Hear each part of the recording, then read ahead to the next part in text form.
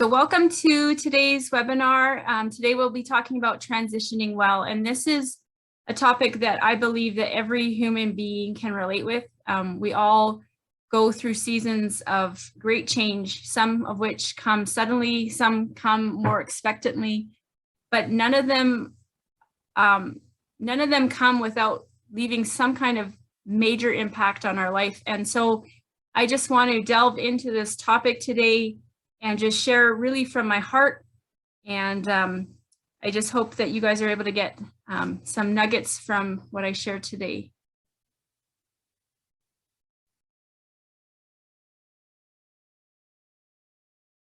So I just want to share a little bit about No One Stands Alone for those that might be joining us later and don't know what we do here. No One Stands Alone Foundation is one that I started last year, 2021, and it was for the purpose of helping those that are struggling, mainly with mental health, but in any area of their life, really, because when we're struggling, it often impacts us on a mental health level. And a lot of times we don't even acknowledge that or recognize that. And so, number one, I want to bring awareness to that fact that, sometimes we're really struggling, but we don't understand where it's coming from or how it's really impacting us on a mental health level. And so we offer supports through one-on-one mentoring and group mentoring. We have some online courses which will be offered later this year, and some retreat opportunities and some other things that we have that we're in the midst of working on, but when they're a little bit closer to completion, I'll tell you guys about it. But that's really how we are supporting those who need help right now through one-on-one mentoring. Some of these people we meet with weekly, sometimes every 2 weeks. And we're just journeying with them and helping them process through the events of their life. And so we encourage anyone, if you don't have that support, reach out to us, because that's one thing that I never had growing up. When I struggled the most in my life, I didn't have any supports. I didn't have anyone I could go to. And so if you find that you're in that place that you really do need someone to walk with you, please don't hesitate to contact us. We would love to just talk with you and see where we can best help you process where you're at. And I would like to give an update about our first fundraising project. It just ended earlier this week. We did an 8-week fundraising project called the 200 Pledge Project. We were seeking 200 pledges of financial support between $1 and $200. And near the end of the campaign, we actually had a private donor who was willing to match donations. And so all of those pledges and the match donations came to a total amount raised of $3,924. And that is all going to go towards helping those who are struggling. So I just want to say thank you so much to everyone who supported us and contributed into this project. I really greatly appreciate it, and I know that it's going to continue making a difference. And I also believe that it will multiply, because I believe in the sowing and reaping principle. And so I just thank you. And I would like to also mention that our next initiative will be an online store. It will be featuring all of my crafts and products that I make, and all of the proceeds will be going 100% to NOSA Foundation. And so keep your eyes open for that, because I'm very creative and I love to do these projects, and I would just love for you guys to support us by, seeing if there's anything that, you would love for your own home, or maybe a gift for someone else, because anything that you were to purchase would be going directly to helping our fundraising initiatives for NOSA Foundation. So that will be coming soon, and I look forward to showing you all my creative juices. This is a saying that I saw about mentorship, and I really felt like it applies to our vision and mission One of the greatest values of mentors is their ability to see ahead what others cannot see and help them navigate a course to their destination. And the reason why this is because when we journey with a mentor, the reason they can see ahead is because they've already gone on that journey. They've already gone before you. They've already overcome. They've already had success, and they've already had victory in those areas. And so, you know, it's so true that when you're able to journey in with a mentor, someone who has been there before, they can see ahead. They can see maybe what you don't see. They can anticipate what's coming, and they can help you navigate that much quicker than if you were to try to do it all on your own. So for today's webinar, our outline is, I'm going to first talk about 3 different types of transitions that I've found. And then what are the roadblocks? Like in each type of those transitions, like what typically keeps us stuck there? Like why aren't we able to move forward? And then I'm going to talk about 4 different keys that I feel are very strategic in helping you process through change. And then we'll have an activation, and then we'll open it up for discussion and any questions that people might have or anything they want to discuss, and then we'll close with prayer.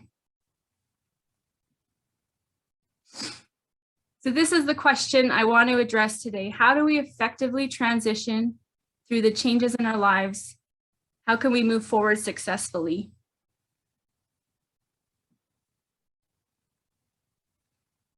Now, this might seem a little bit of a strange question when talking about life change, but this is a question that my son actually asked me recently.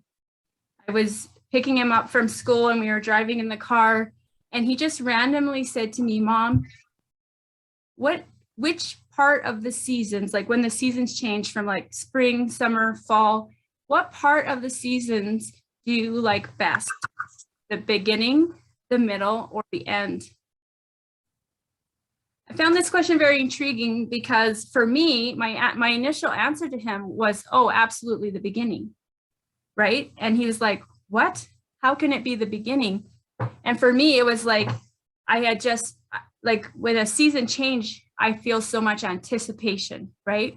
Like, you know, for example, when it's going from winter to spring, like I'm so excited for it to transition into spring. Finally, the snow will be gone and the flowers will bloom and all of those things. But for my son, he hates the beginning of change. It's like, it causes him anxiety. It causes him to like clam up and he doesn't know what to anticipate. And so like he couldn't wrap his mind around the beginning of a season change being exciting for him. And for him, the best time was right in the middle. And the reason for that was because that's where it's the most stable. And so anyways, I got thinking about this question, and I realized that this question can be asked on a more spiritual and mental note in regards to when we experience life change. And so I just wanted to bring this up today because I really thought about this. And, you know, when we go through seasons of change and transitions, you know, what part do we process the best? And this might be different for all of us. For some of us, the beginning might be the easiest, or the middle, or the end. And so, you know, this is a question that might not be easy for you to answer right now, but I just have some, you know, some descriptors of what each one of those seasons would look like. So in the beginning of a season of change or transition, it would either be expected or welcomed, or it could be a complete shock. So as we go into the different types of change, that will make a little bit more sense. But whenever change comes, it's either going to be something that we anticipate. And so a lot of times when the change is something that we anticipate, that might be when we feel more, you know, excitement, or you have expectations of something good. But if it's something unexpected, something that has maybe a negative connotation to it, we may have complete shock. And so then the middle, what does the middle look like? That's usually when we're in the thick of it. That's usually when we're trying to get through the height of our emotions, when we have the most uncertainty. And we also in this time will feel a temptation to want to go back before the change. And, it's interesting how when you're in the thick of it, we don't have a temptation generally, some people do, but not in general, to have a temptation to go forward, like to get through it. Most of the time it's, I want to go back. I want to retreat. I don't want to be where I am. And so their temptation is to want to go back instead of go forward. And when you're at the end of a transition, that means you're through the worst of it. And in that place, you'll be faced with questions about what comes next. And, with that might come some fear. And the question is, are you willing to move forward? So when you get to the kind of end stages of a transition, it's like, now what? Are you ready to move forward? Are you ready to make that next step in this change?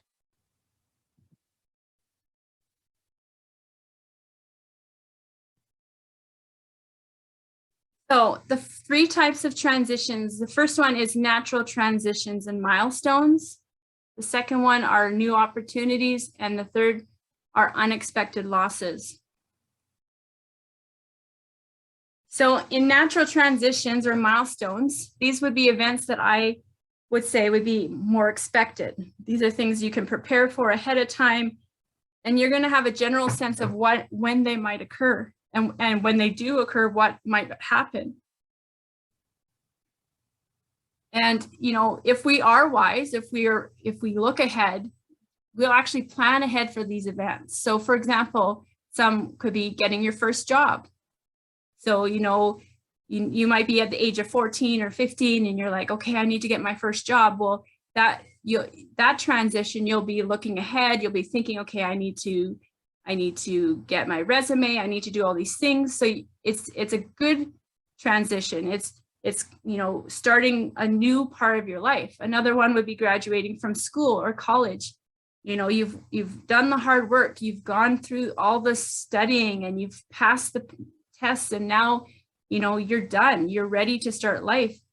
And, even in that place, sometimes someone could get stuck because they might have fear about what comes next. Will I get a job, or, will I be successful, or, am I even prepared?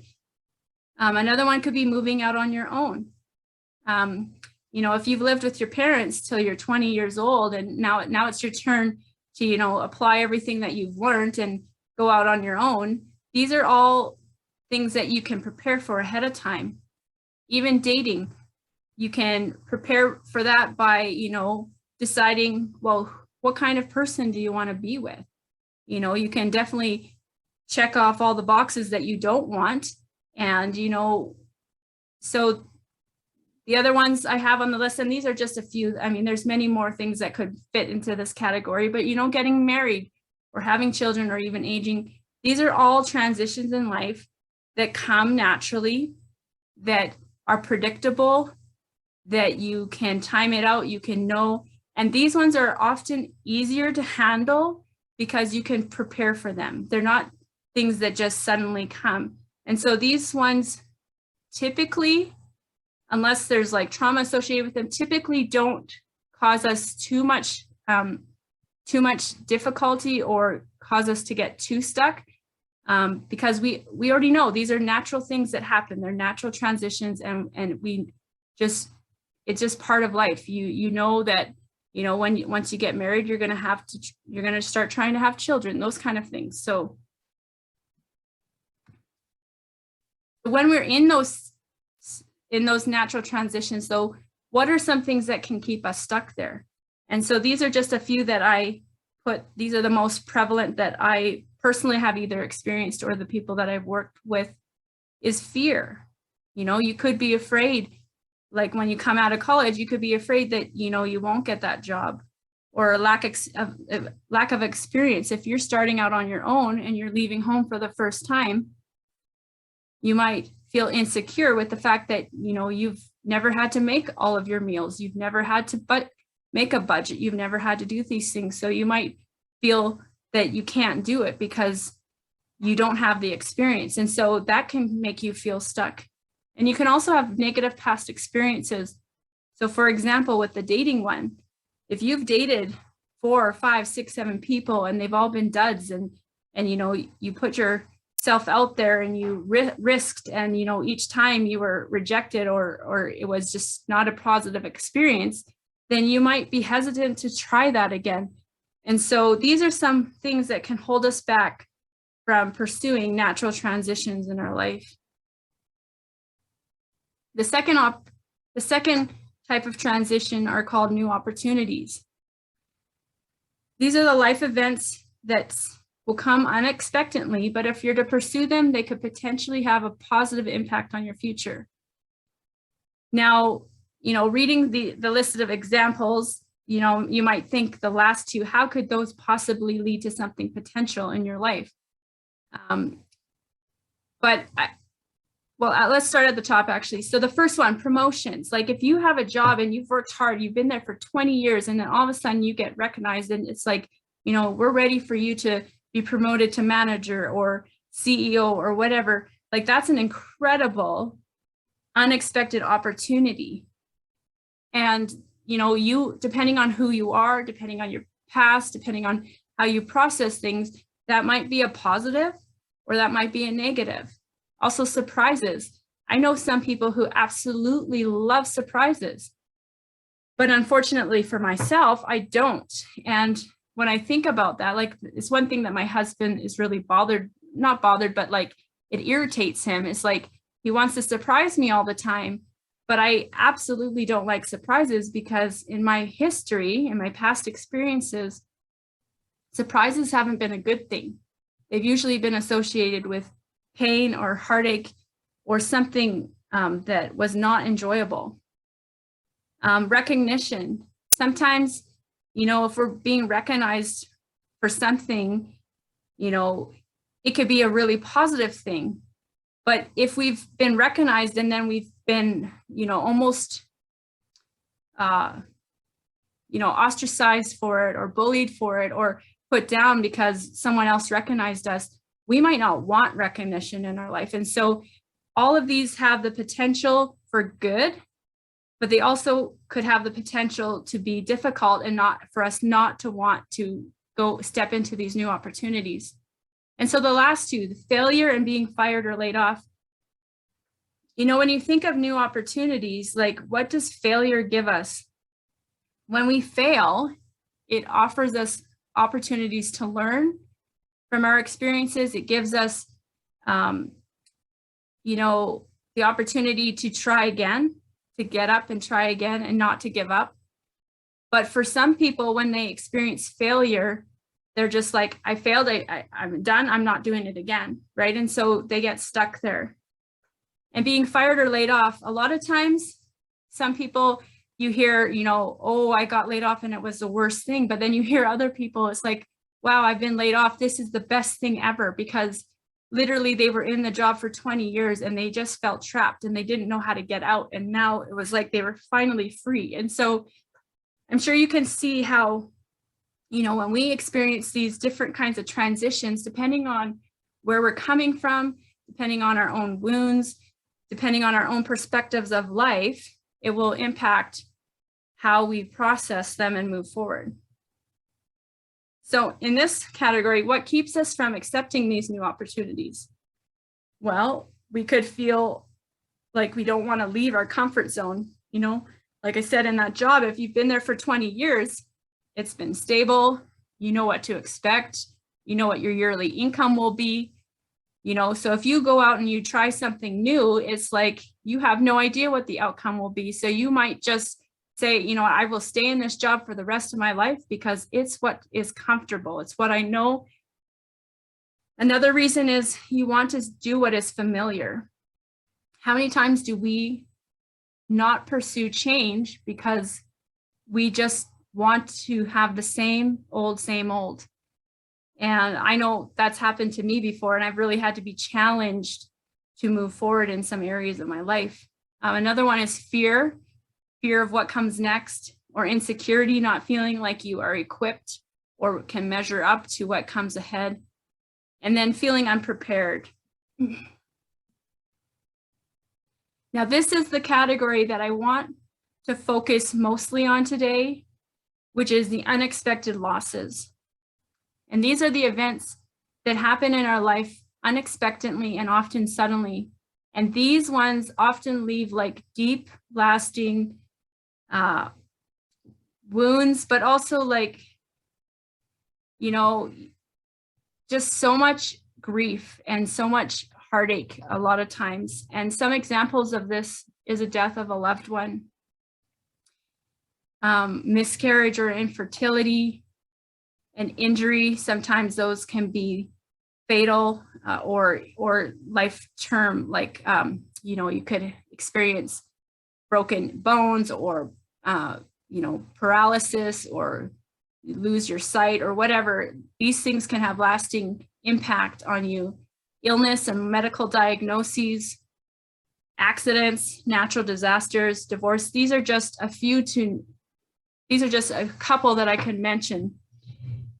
And I mean, looking at this list, I can tell you right now, I've experienced most of them, and they've left me completely in the moment, like shaken to the point where, you know, when these things happen, you don't know what you're going to do next. And I just want to share one story with you. And it's, you know, my husband and I, we both have had this desire since we were young to be on land. And so we, at one point, we both felt like God was giving us the go ahead, that it was time for us to move and go on to some land. And so we set out to, you know, look for a piece of land, and we found this property. And when we moved here, we, you know, it was a lot of work because it was a dump, and we, you know, we tore it down to the studs and we rebuilt it, and we put so much work into this property. And within a year of us being here, my husband said, you know, I want us to raise animals. And so we started raising chickens and then turkeys and then other animals. And we just kept growing our farm. We worked on the barn, and we put greenhouses on the barn, and we were just creating such a beautiful place that we loved. And so, you know, then there was this one devastating day, you know, we're in bed and we're sleeping, and all of a sudden, a lady who was staying on our land with us, she came running in the house at midnight screaming, "The barn is on fire, the barn is on fire." And in one night, our life changed completely. You know, it's such a disheartening feeling to, you know, you go to bed that night and then you wake up in the middle of the night and you're standing there watching this dream. You're watching so much hard work literally burn to the ground. And it was in that loss that we had a decision to make. And yes, yes, you have to process the loss, and that was part of our journey. But as this happened, like, we had this resolve within ourselves, and I believe it's probably because we've gone through so many losses and we've processed so many different kinds of transition that, you know, we're just at the point where, you know, no matter what happens, we're going to keep going. And so that's what happened with this fire. Like, most people would have just quit. But for us, we were like, you know what? Well, especially my husband and I, we were like, you know what, this isn't going to stop us. We're going to keep going. We're going to keep building. But our son, he had a different perspective. And he asked us, he was very upset. And he said, "Mom, Dad, why would you keep going? Why does it even matter? Like, if everything that you do just always implodes and is like, you know, like, what's the point? Why do we build this barn? Why do we build these greenhouses? Why did we get these animals? Why are we raising them when it basically turns to nothing?" And our response to our son was, you know, it doesn't matter what happens to us. We're going to keep growing. We're going to keep moving forward. We're going to keep pursuing the dream that God has on our heart. And so in that story, I just want to encourage you that, you might be in the place where you're going through significant losses right now, and you feel like, what's the point? Why should I keep going? Every time I try something, it just fails. I've done everything I could do and it doesn't seem to work. I just want to encourage you, don't give up. And, we didn't give up. And, today we have new barns, we have new shelters, we have, we've gotten all of our animals back. But, we kept pursuing this dream. And yes, that we had to walk through a season of process. We had to walk through a season of grief and to really allow ourselves to accept this loss in our life. And, how hard is it to process the fact that, 90 animals died in that fire? Like whenever I thought about that, I just felt so sorrowful for those animals, right? And so there is a process that you have to go through, depending, like when you go through these kind of losses, that will help you get through them and to move forward successfully. So why is it difficult to process these unexpected losses? Well, denial. Sometimes we'll be like just in so much shock, we can't even believe that it's happening, and we just kind of get stuck there. Or it can also lead us to just wanting to give up. Like I've already said, like, you're just like, what is the point? Why do I keep trying? You could feel defeated and hopeless, or you could get stuck in the grief. That would look like, just continually meditating and focusing on the pain associated with this loss that you're feeling, like the loss of a loved one. At some point, even with the loss of my grandmother, she was one of the most significant people in my life, and losing her, especially at the age that I did, was a very difficult loss for me. And for a long time, I held on to that grief, and I didn't realize what it was doing to me until I realized why I was still stuck there. And, all of these things can also lead to depression. So when you fall into depression or feel depression over these losses, you're not able to move forward.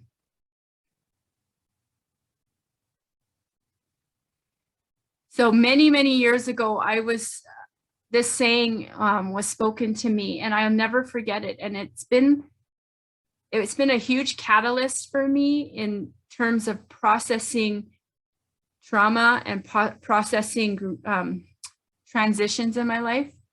And it says, you must mourn your losses or you will grieve forever. And so when you think about that, what does that mean?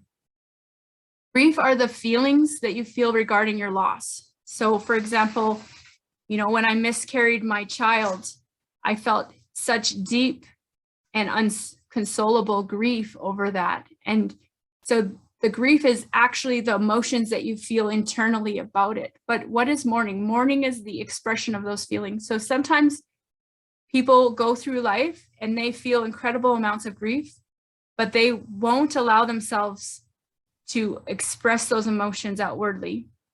And so when we choose to do that, we actually are not allowing ourselves to go through the grieving process. We're literally hanging on to that grief. Like it's almost like a blanket that covers us and weighs us down. And so this is, if you get nothing out of everything that I share tonight, this will change your life. Because when you go through times of transition, you need to allow yourself to mourn. And for me, I mean, I've mentioned 3 or 4 losses right now, the fire and losing loved ones and miscarriages and all sorts of things. But if you don't allow yourself to express that emotion outwardly, you're going to carry that grief.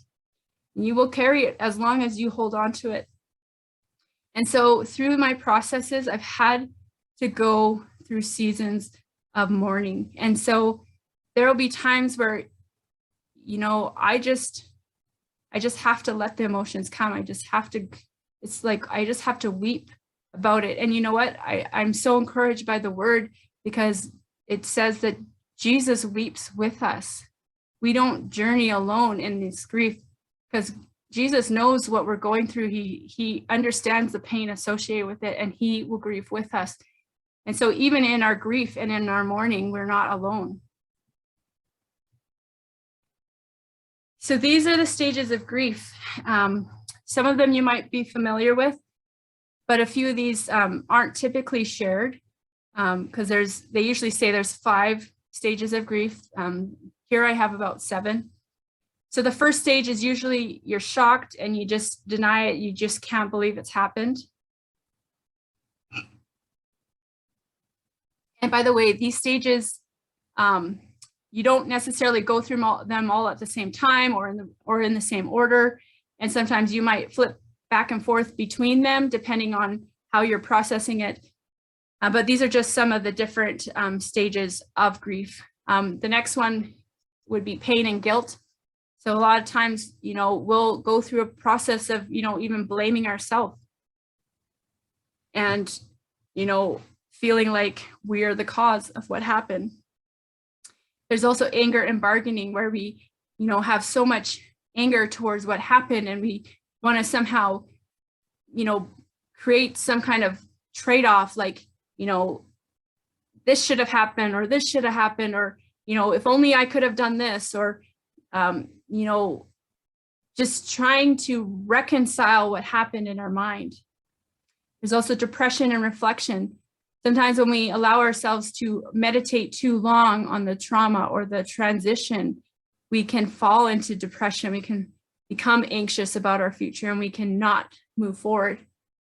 And then when you get to the later stages of grief, you'll start to see that you'll take an upward turn.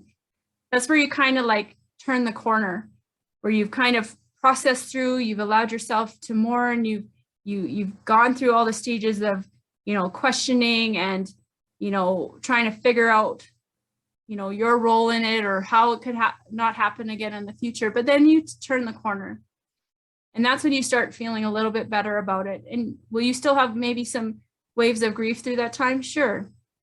But you'll significantly find, you'll be like, okay, I feel like I'm coming around the bend. And I don't know, I'm pretty sure you all can identify with this, that through some of the different transitions you've gone through, it's been tough. You've been in the thick of it. And then all of a sudden you're like, okay, I think I'm coming out of the worst of it. And then there's working through it, and then to acceptance. And I feel like all of these stages are important to go through when going through grief, to be able to get to a point from, when it initially happens and you just can't believe it, to the point where, what, this is just my new reality. This is just where I am now. And you have that sure footing to be like, okay, now where am I going to go? Because we all know that we can't go back. We can't change what happened. We can't make it anew. We can't turn back time. And so there comes a point where we have to get to the place where we recognize what's happened, and we know, we accept it for what it is, and we're ready and we're prepared to move forward. 2 Corinthians 1:3-4. Praise be to God. Praise be to the God and Father of our Lord Jesus Christ, the Father of compassion and the God of all comfort, who comforts us in our troubles, so that we can comfort those in any trouble with the comfort we ourselves have received from God. This scripture this brings me a lot of peace in my heart, because I know that no matter what I go through, that God is my comforter. And I also know that he promises to not allow anything that I experience to be wasted. And so I know that everything that I've been through, I can share with others, and it can be a comfort to them. So this is the first key, or first thing I really want us to take away from today, is to acknowledge where you are. Acknowledge the season that you're in. Acknowledge the fact that, you're going through a transition, whether that's, a separation, or whether you've lost your job, or, maybe your kids have left home and now you're an empty nester. recognize and acknowledge what season you're in. That will be the first step for you to be able to transition through it, is to just recognize where you are. The second thing is to acknowledge how you feel, because every time we go through these transitions, they will be accompanied by emotions, thoughts, different things that are triggered within us. Don't stuff these things down and don't ignore them. I have found that these things are almost like kind of a guiding light to help me get through. So, for example, with the fire, you know, afterwards, I felt a lot of fear. And I felt fear because I felt unsafe, but I also felt fear about, you know, what, like, would this happen again? And, you know, even since then, some of you guys know my story. Like, we had the threat of a fire not more than even, like, I think a month and a half ago. And that was so reminiscent for us. I mean, if you could have been a fly on the wall and you could have seen what was happening here, and the fervency and the, like, the determination in every one of us, it was like the moment we heard that word fire, it's like we all went running and we worked for hours and hours and we put that fire out. But you can imagine the feelings that it stirred up for me. Like, you know, sometimes it just comes back like a flood. But then I remembered, you know what? We made it through that, and we'll make it through this too. And so I was so thankful that God, you know, brought the awareness of this fire happening to us really quickly on, that we could put it out in time. But don't ignore how you feel, because the fear that I was feeling tells me other things in my life that I need to work on. And it shows me areas where, you know, maybe I'm stuck, right? So acknowledge how you feel, acknowledge the season you're in, and acknowledge how you feel. Don't stuff it away. And so these are some questions. What are you feeling? Why are you feeling that way? And then what can you do about it? And so depending on what transition you're going through, the answers to those will be very different. And so, you know, and some of you might be going through more than one at a time. And so I just encourage you to, like, you know, when you have time in this week, as you process what I share today, just examine where you are in life. What's going on in your life right now? What kind of transitions are you going through? And you might even, if you're not going through one right now, you can even look back to one that you've gone through recently, and you can evaluate, you know, what were you thinking? What were you feeling in that time? How did you process it? 1 Peter 5:7, cast your anxiety on him because he cares for you. I think for most of us, we can say that, you know, through any amount of change, it's usually accompanied by anxiety.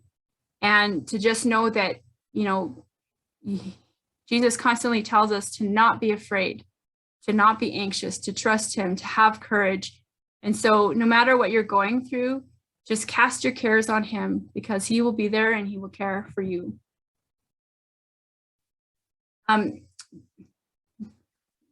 This slide, it was funny when I was creating these slides, I kind of laughed at myself because I was trying to find images that, you know, depicted this. And so the first image that I found was of this woman, and this huge wave was coming. And then I showed it to Connie. I was like, does this seem like a little overkill? And she's like, yeah, I think you should find a different photo, because literally it was a woman standing there and the wave was like 30 feet tall. It was like a tsunami. And I was like, okay, that's not really the message I want to show.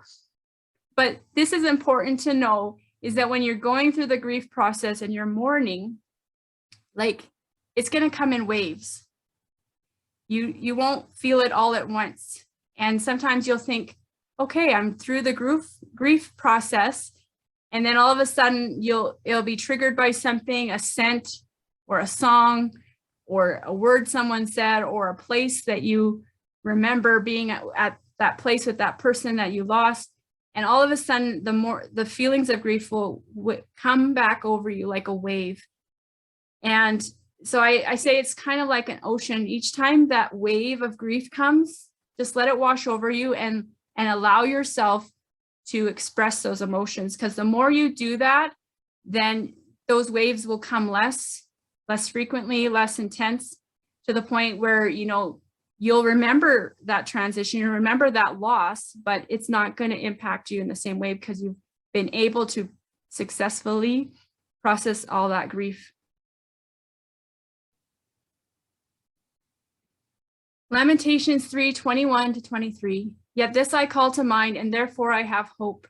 Because of the Lord's great love, we're not consumed, for his compassions never fail. They are new every morning. Great is your faithfulness.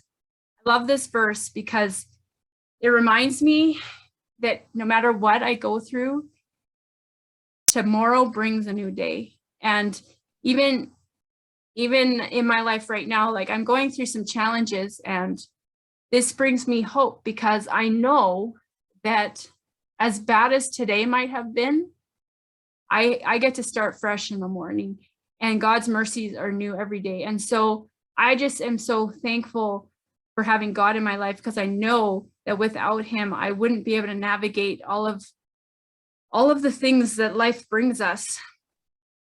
So I encourage you to just trust in God and rest on the fact that he's your comforter and he's with you, and that he promises to give you a new morning every day. The next step is acceptance. And in acceptance, I think it's two-faceted. First of all, just to accept the fact that you are where you are at. So what's a good example? When we go through transitions and change, most of the time, they're outside of our control. And so to recognize the fact that something that's outside of your control, you can't change, right? You can't change the fact that your husband cheated on you, or that, your boss fired you.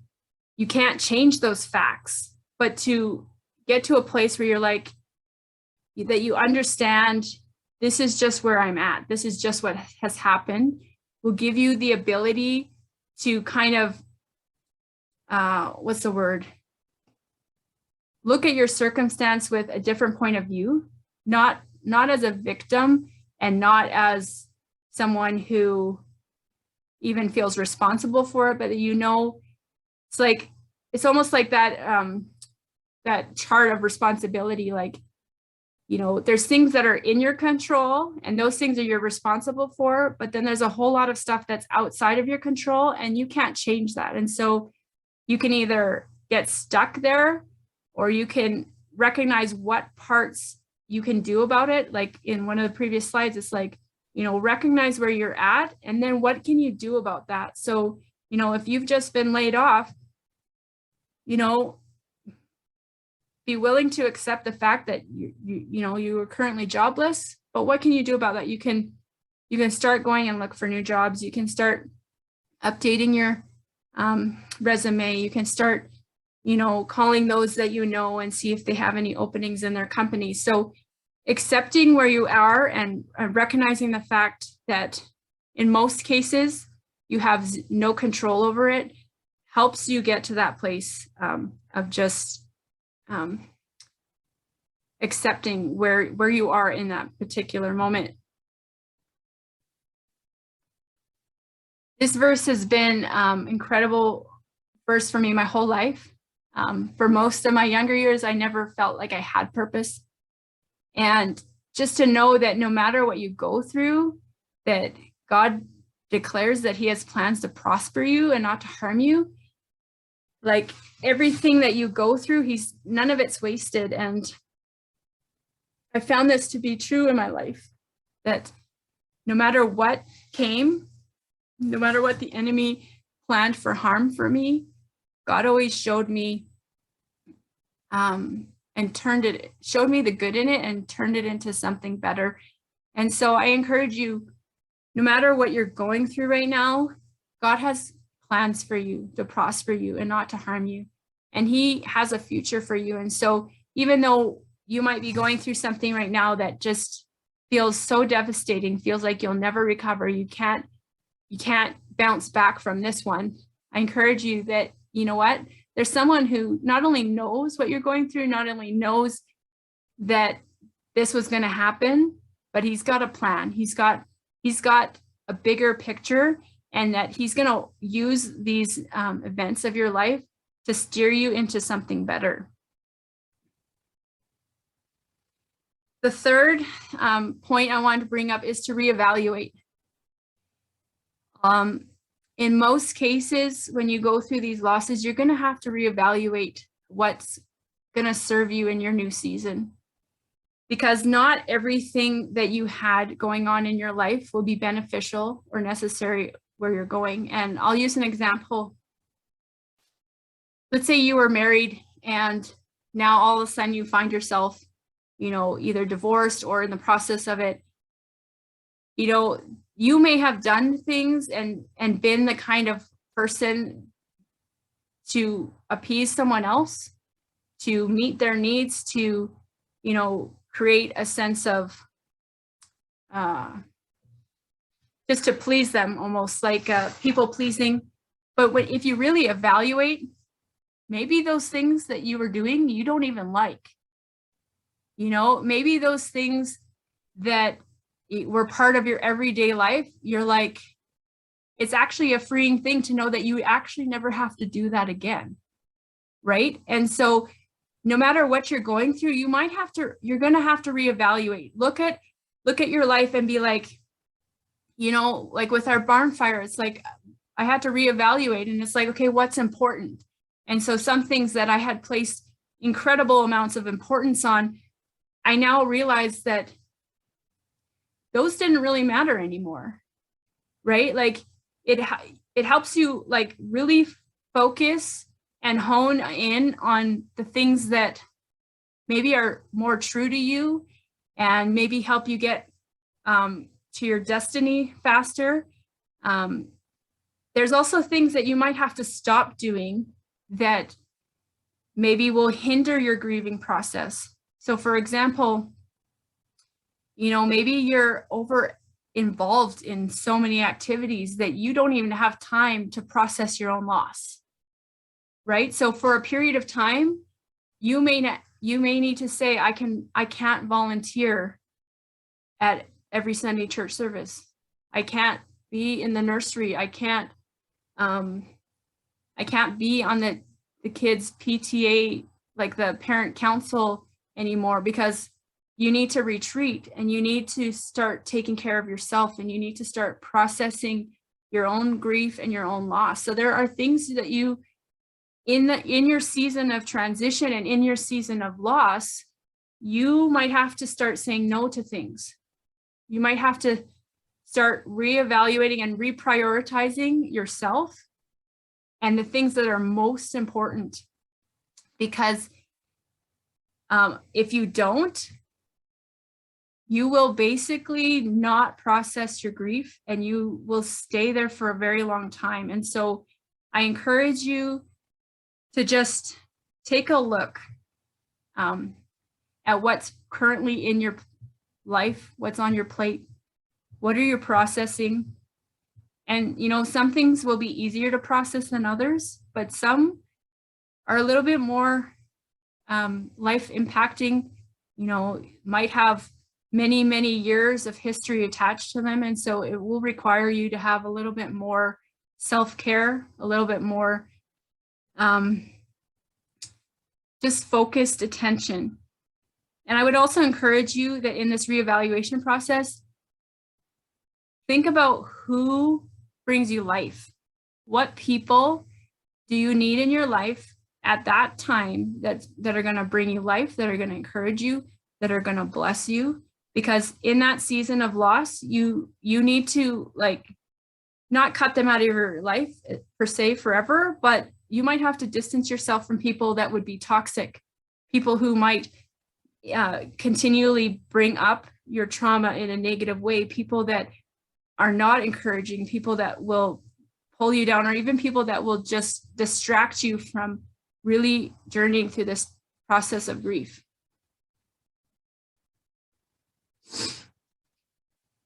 Forget the former things, do not dwell on the past. See, I am doing a new thing. Now it springs up. Do you not perceive it? I'm making a way in the wilderness and streams in the wasteland. Jesus always tells us to look ahead. And in Proverbs, I think it's Proverbs 4 something, he also says to continually look forward. Don't look to the right, don't look to the left, and don't look behind.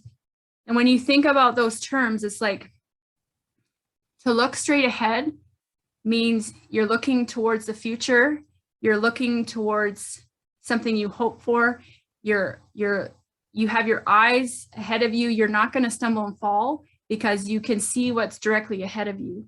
Whereas if you're looking to the right and the left, to me that symbolizes like comparison. You know, you compare your life to others, and you can never, in that place, you might feel like you'll never measure up.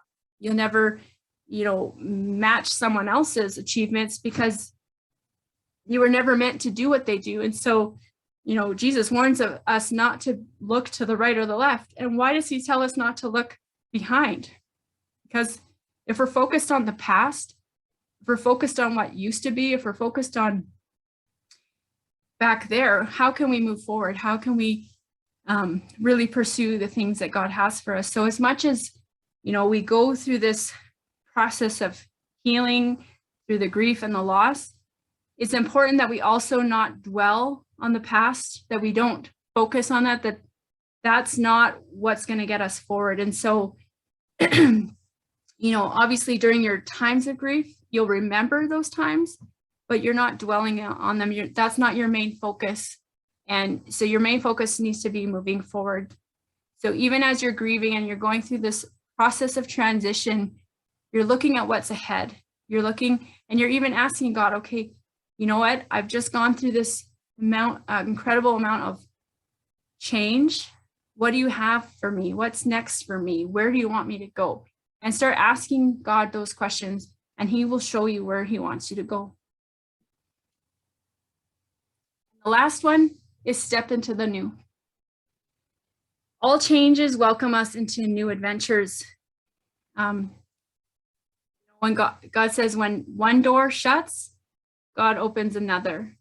When one season ends, another one begins. And so even though that transition may have brought a lot of pain and a lot of difficulty and maybe triggered some trauma in us, it's not the end of the story.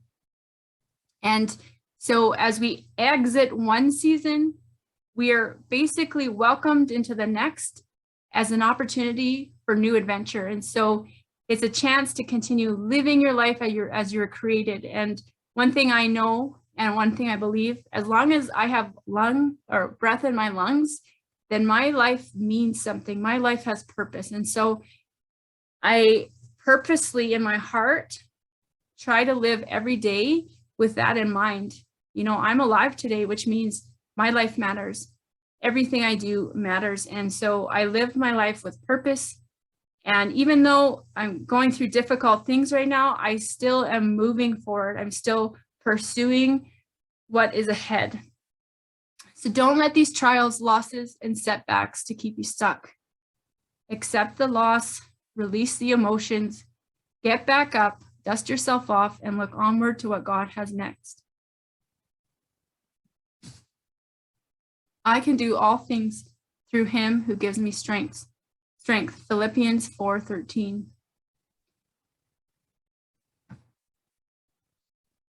And we know that in all things, God works for the good of those who love him, who have been called according to his purpose. Romans 8:28.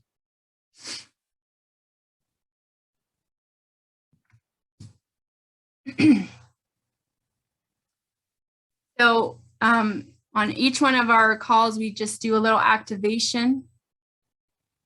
This one, I'm not sure how many of you are actually currently processing some kind of transition. And if you are, then this is a good activity, some good questions to ask yourself right now.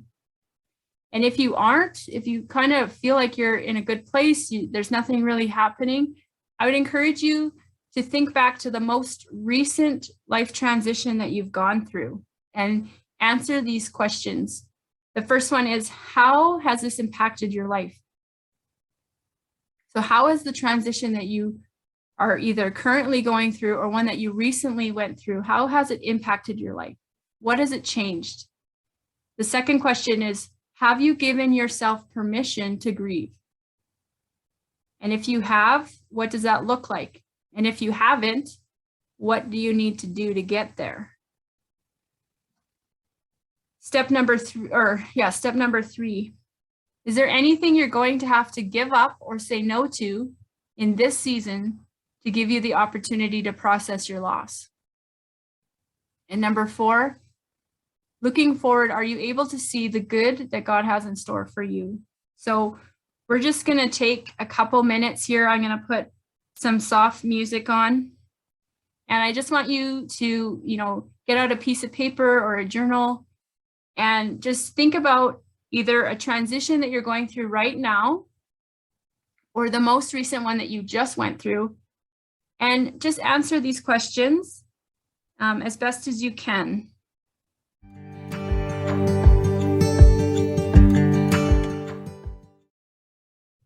Okay, so this is a quick reminder. So 4 keys to remember. Acknowledge what's happened, where you are, and what you're feeling. Walk through a period of acceptance and recognize that what's in your control and what's not. Reevaluate maybe what needs to shift, what needs to change in order for you to move forward, and then step into the new.